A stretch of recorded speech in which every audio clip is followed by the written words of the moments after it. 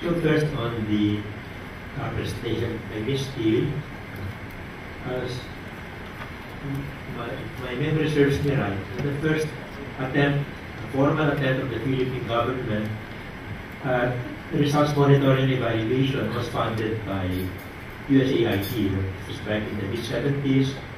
I remember then that I was asked by the Economics Office of USAID in maybe 1974, 1975 to assemble a team of social scientists. So I got social scientists and statisticians to work on a framework towards the development of a project paper on what eventually became the Economic and Social Impact Analysis / UN Development Project.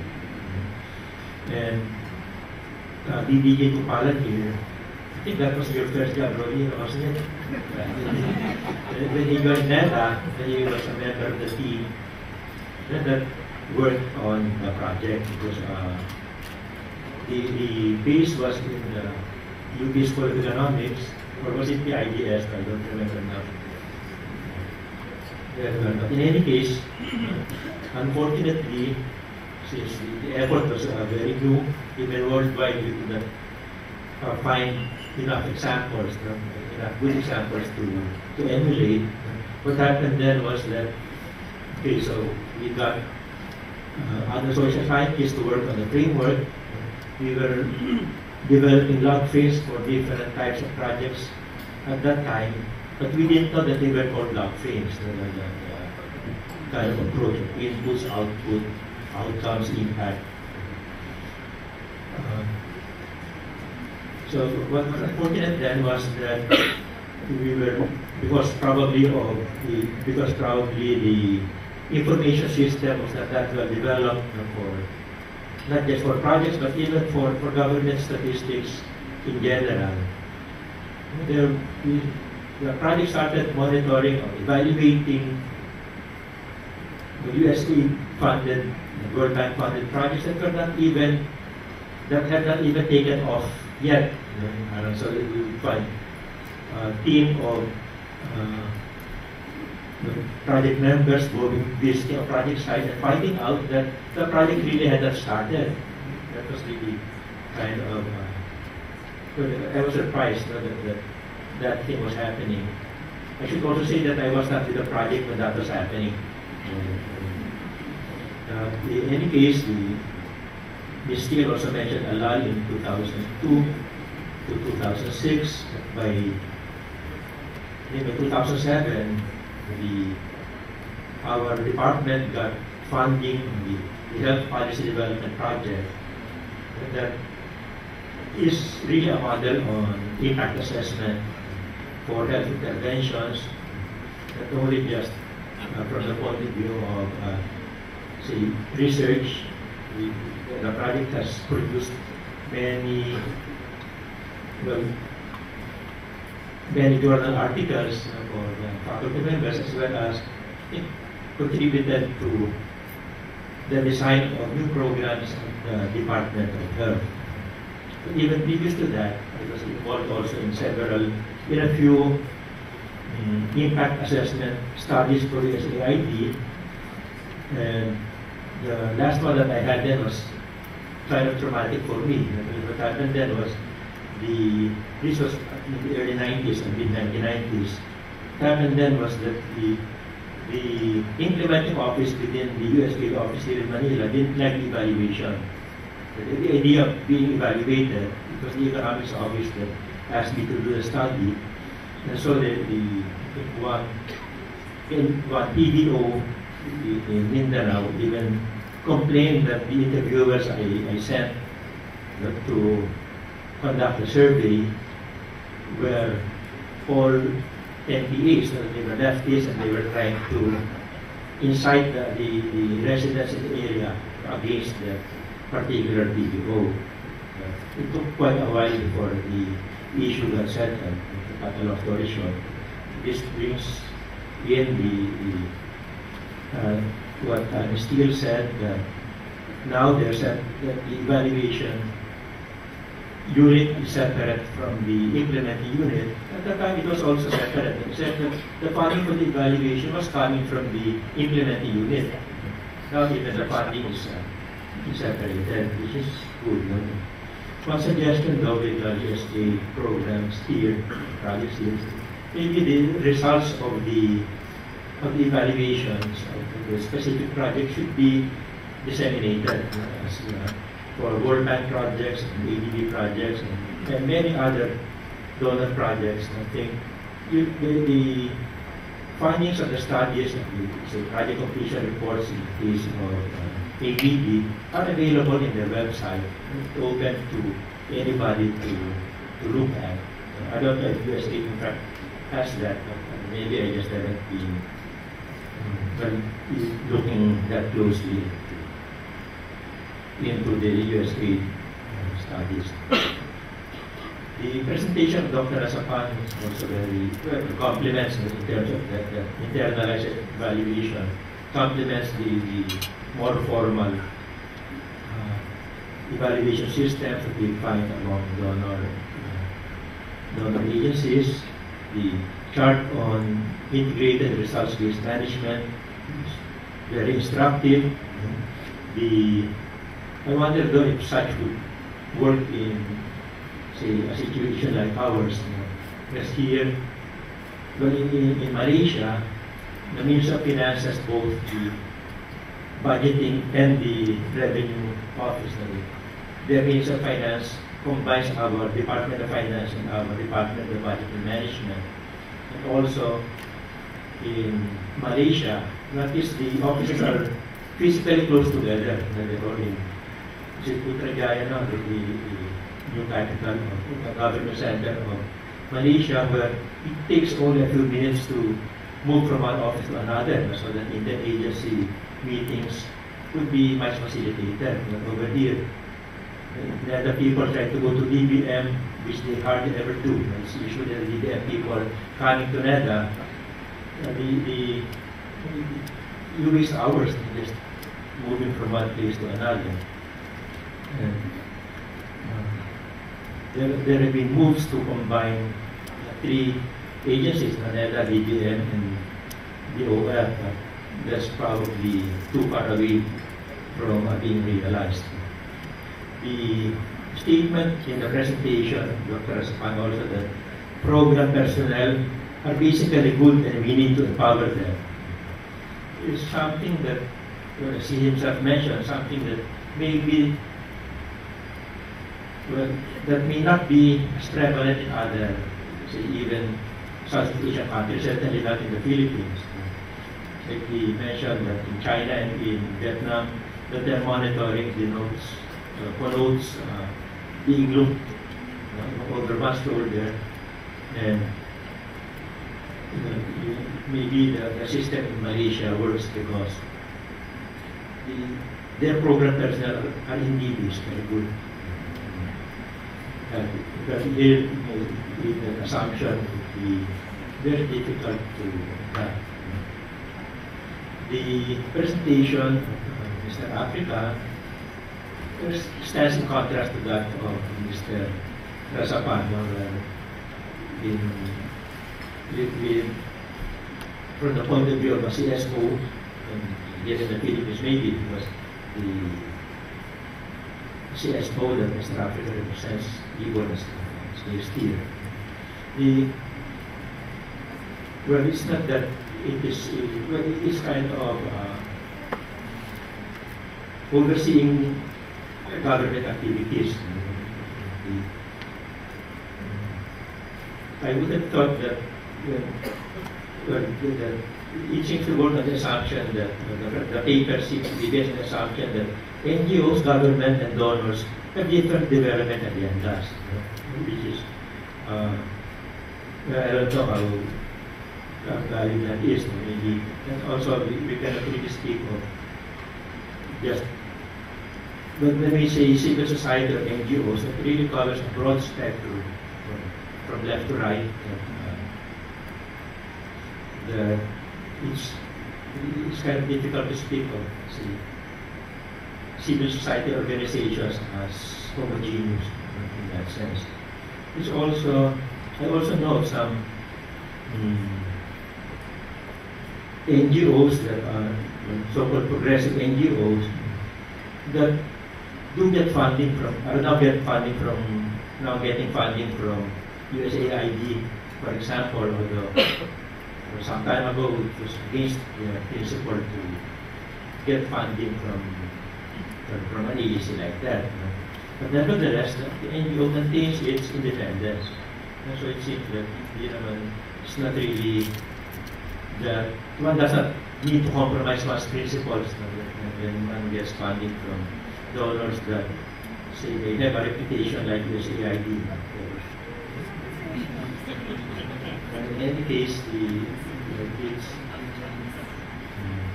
NGOs, and I would also have thought that NGOs and donors agree on the deliverables even before they commit to a particular, say, engagement. And in which case, it should not really be that much of a problem. With the presentation of Dr. Bea, I thought he would be an incoming chairman of CHED, because of the comprehensiveness of the program that is being pushed there. The last time I was with Dre was when he was still an administrator of the NWSS. And apparently he's doing a very good job at Mapua as president of the university. I didn't think that he would last this long. We still see him around and in fact pushing for. And has pushed Mapua really up there, probably at the level of UP naman, at the level of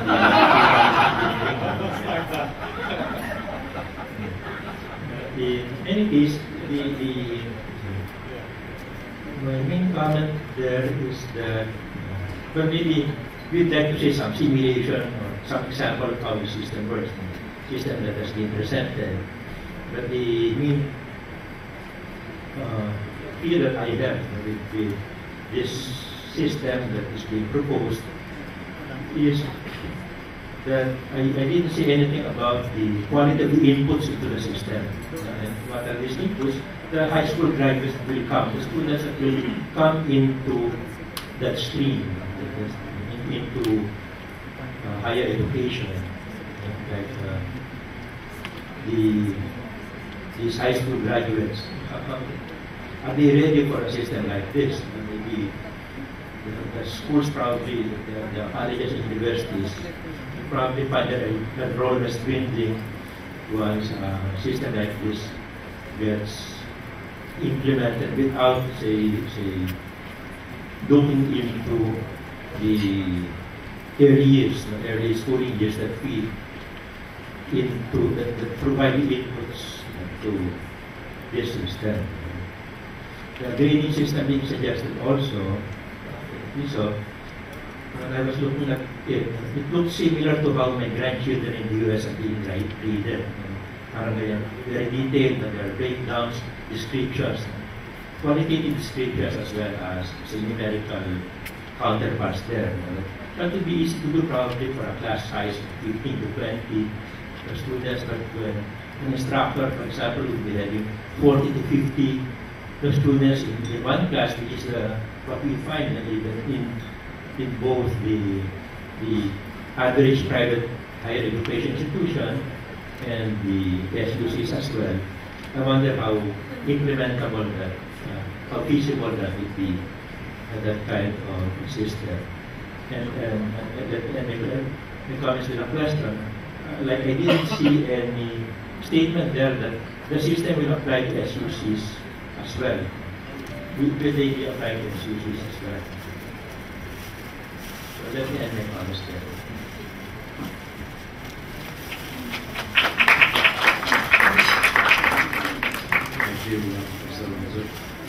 I must say that I'm a bit intrigued about this title of a discussant. I don't really know what it means. Is it a promotion or is it a demotion? You're either a presenter, and what do you do really when you are discussing? I'm terribly unqualified or too humble to actually be able to summarize what I've heard. It really is a very large span of things that has been covered in the afternoon. And when Professor Alonso was speaking, he just asked me whether when they talked about me being in UNICEF for 14 years or was it 40 years? Because when he speaks about 1975, I'm terribly underqualified to speak about 1975 and things happening at that time. I just wanted to actually sort of try and look at the macro perspective of what has happened in these last 4 presentations. From UNICEF side, we are very concerned about equity and how do we actually relate government policy to equity. And there are lots of questions in Philippines that relate to actually the issue of equity in children. Yesterday there was a discussion about indicators, and we all know that about 40% children actually experience poverty in the Philippines. There are about 10 million Filipinos who are outside this country. And D.G. Tumbalan told me this morning that they have about $85 billion of reserve now, 82, and counting. So the question is, how do you relate the burgeoning reserve with what is really happening to poverty and Filipinos outside the country and not having an opportunity to live here? And with President Aquino's enthusiasm about looking at the social contract and which has filtered down to many of the departments, we really encouraged to look at equity as a major issue. And the question is, how do you really bring in evaluation to improve equity perspectives in this country? So I'm asking the question on the overall question about the relationship of evaluation policy related to equity. And also how does it really fit into what I would say 3 different categories of using evaluation. How do we use evaluation in the process of nation building or bringing in equity? How do you use evaluation for institutional change? And how do you use evaluation for changing people? And I think we've heard 4 different kinds of examples of all 3 things. But certainly the overall context still remains challenging. So when Gloria talked about the implementation culture of evaluation in USA, the questions that I was asking myself as to how did it really change USA? Did it finally result in USA becoming an organization that became more evidence-based? Was it looking at different kinds of issues before it started and when it ended? And so what did it really do to USA in the sense of its linkage with environment around it? I've had the privilege to read the USA publication from its previous executive director on counter-bureaucracy, which talks about how monitoring can actually, or evaluation can actually change organizations to do things that can be evaluated and not pay attention to programming, which was a very interesting and enlightening reading for me. The second part of this is organizational change, and how do you really use evaluation as an imperative or motivation for organizational change. And here I think that Dr. Arun brought up some very interesting examples about internalizing change and internalizing evaluation. And I was very interested in that because many organizations can do evaluation as a policy, but to get your staff to actually become accustomed to that is quite a challenge. And I'm quite sure that D.G. Tumbalan sees it also in the government, and Gloria was associated with USA also, that internalization take a much longer time as opposed to bringing in a policy change which is much more quicker. And I wonder whether we can use what we now call theories of change to try and bring in evaluation culture from the very beginning of the program process, starting the program process rather than bringing it in the end where it becomes a bit more threatening and scary for people. I think that the perspective on the education sector on using some of these assessments to bring in change in the quality of education sector are very pertinent. But as UNICEF, I'm much more interested in what is really happening to the primary education sector in the Philippines. I would have loved to know what kind of evaluation and assessment practices are being put in place in primary education, because there we see a lot of room for improvement in terms of where Philippines is going, and it's not doing very well also. So I think that in terms of overall evaluation of policy, we need to relook at relationship and political relevance of evaluation in terms of really bringing weight to change policies, which are extremely relevant for people, and we need to demystify evaluations also, because we use such a lot of academic and difficult language and jargon that really doesn't allow it to be communicated to common people. And I think evaluation should not be kept away from common people in terms of being democratized and communicated to other people. And this brings this point to the presentation by the NGO, where I think that the issue about nation building and public sector and social change is very important. And it is an important role of NGOs and CBOs to bring the perspective of social change within the evaluation issues. Otherwise, it will remain sort of detached to social change to a large extent. I think this is where I will stop, but I just want to thank all the presenters for extremely enlightening presentations.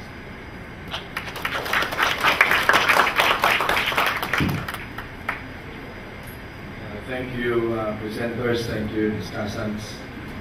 Well, if Dr. Alim asked whether being a discussant is a promotion or demotion, I was wondering what my role now is, whether I'm promoted or demoted.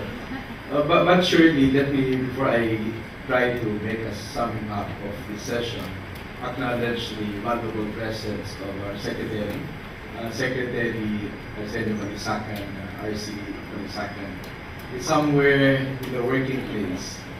He will be joining us shortly in the closing session, but I have the sense Secretary Balisacan is not with us.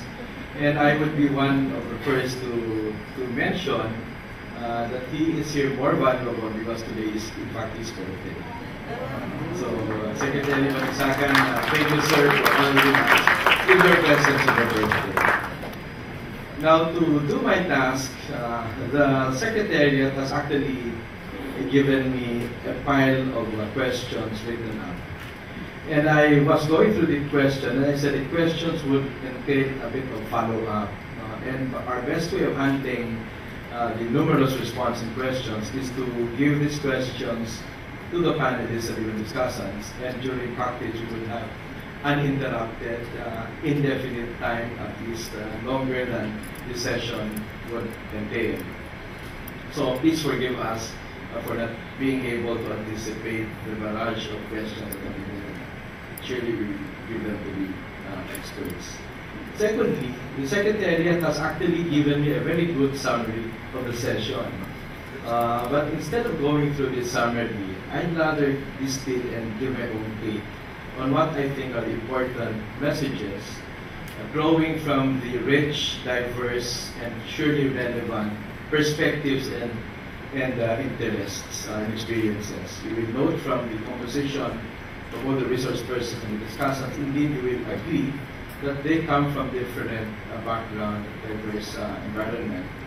So let me start by looking at what Gloria Steele, USAID, had shared with us. My take in her presentation, apart from the curiosity as to why USAID hibernated, being one of the pioneers in evaluation, suddenly it slept for a while, then realized the importance of evaluation. I guess USAID may want to explain it in the near future. What were the factors that led you to hibernate and research and revive evaluation? But the important piece I gathered from USAID's presentation is evaluation is expensive, and they'd rather focus on high-quality selective evaluation that is externally sourced, even if it were budgeted 3% of the budget of your program budget goes to evaluation. I think this is an important point to be considered in crafting our own evaluation policy. And there are many more of the things that are in. And I guess in our internal discussions here, you said, should we not confuse ourselves by simply saying it's a self-assessment? But beyond the debate whether it's an evaluation or assessment, the important piece that I could draw from Aru's presentation is that the internalizing of self-evaluation would augur well to get program delivery more efficient and effective. Because there's that built-in mechanism of learning as we fly. Remember yesterday's question of Aru, when does the pilot do an evaluation many hours after flying or while on flying. So I guess the answer that is there's a real-time need to do evaluation so that you could change courses where necessary. But as important as the benefit of self-evaluation is a value system that must be ingrained in promoting this self-evaluation. I move on to Sunny's presentation. I did not know, Sunny, if you want to disclose that you were once part of NEDA. He did. I did not know whether that was a good part of your life, but I wanted to find out what's in the NEDA that influenced the way you think now, the way you look at things in the real world. But my own take here is, again, the anachronism, that oxymoron. When civil society or NGO, as you would like to call it, liberal, is when NGOs or civil society become partners in development and much more do M&E, the degree of independence is could indeed be undermined. And that's really the challenge when you bring in a civil society to do M&E for us. And there are a lot of issues that are related to. And by the end of the day, we bring this into the realm of mutual accountability, the way we use it in the Paris Declaration, the Accra Action Agenda, and even in Busan. When mutual accountability is not just between the funder and the partner country, but also parliaments and civil society. That is the broader sphere of mutual accountability. And finally, as we drew Dr. Ray Vella's session, there were many things that came to mind. And indeed, we congratulate Dr. Vella for spearheading his outcomes-based accreditation. And his last piece when he said that by the end of the day, the outcomes of the students must respond to the outcomes by which this country would want to see happen. In other words, we link all the inputs in society, human resources, to how the country sees itself moving forward. But there are very specific questions I had pondered. For instance, coming from the same university that he also graduated, many of us wondered, are the graduates of these universities good because the school rears us to become good students, or because the students are good even at entry to begin with? So, and we look at the different factors that would influence outcomes. And it could be teacher, quality of instruction, etc. So it's really quite a challenging task to look at students' outcome as a very good evidence of whether the university, the professional institute, or college are doing their job. And what is to me daunting is the kind of baseline you need for to track students and do your basic studies as you move the student from entry level to graduates. Whatever the task is, I think what we are hearing from this presentation was there is no substitute to getting good evidence and focusing on outcomes to reform a very important part of the Philippine institution. And to the discussants, I think we got a good reaffirmation, even if questions were asked, on the topics and the presentations themselves. And I would like, therefore, all of you to join me in congratulating and applauding for the excellent panel and discussants we had for session 4 and the other sessions. Thank you, and good day.